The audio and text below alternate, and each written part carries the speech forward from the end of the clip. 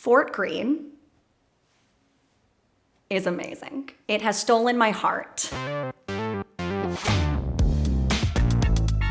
It stole my heart many years ago. I've actually lived in Fort Greene, fun fact, for almost 7 years. I think I moved to Fort Greene right around the time I started in real estate. So those two journeys for me were very connected. And I started as a renter in Fort Greene, and then over time I started to think about buying. And of course, naturally, as a home buyer, I wanted to start exploring different areas and really didn't want to limit myself, right? Just like when I start out with a buyer. You know, I always like to start broader than even they think they want to start, because that's the best way to add context, right? For yourself, educate yourself on the market, and over time you fine tune. So of course, as a home buyer in my own right, I start trying to do that for myself, only to keep going back to Fort Greene. So fine tuning process was very quick for me.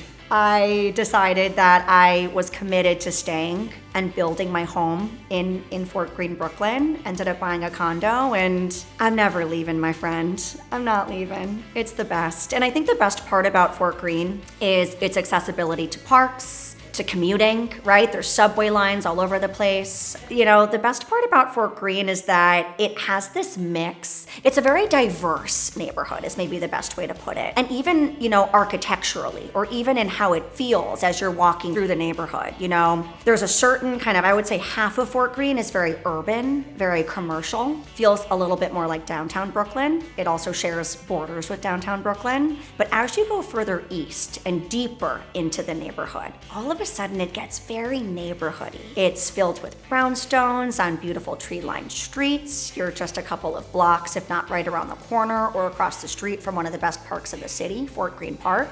And I would argue that the east side of Fort Greene is the West Village of Brooklyn. Hot take.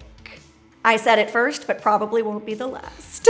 But I will say Fort Greene is not too different than many parts of Brooklyn. I think Brooklyn is a very residential place. People that want to feel connected to New York City, but also want to have an ability to walk outside of their home and breathe in a nice breath of fresh air and not feel tucked within a crazy, bustling kind of madness of Midtown, for example. I think people can get that middle ground in Brooklyn. So I would argue, you know, Park Slope is an equally amazing part of town. Cobble Hill, Carroll Gardens. You know, I'm starting to represent a lot of buyers and sellers even on the east side of Prospect Park, which is starting to grow a lot. So all the neighborhoods surrounding Prospect Park get me really, really excited. And fun fact, Prospect Park and Fort Greene Park were designed by Olmsted, same guy who did Central Park.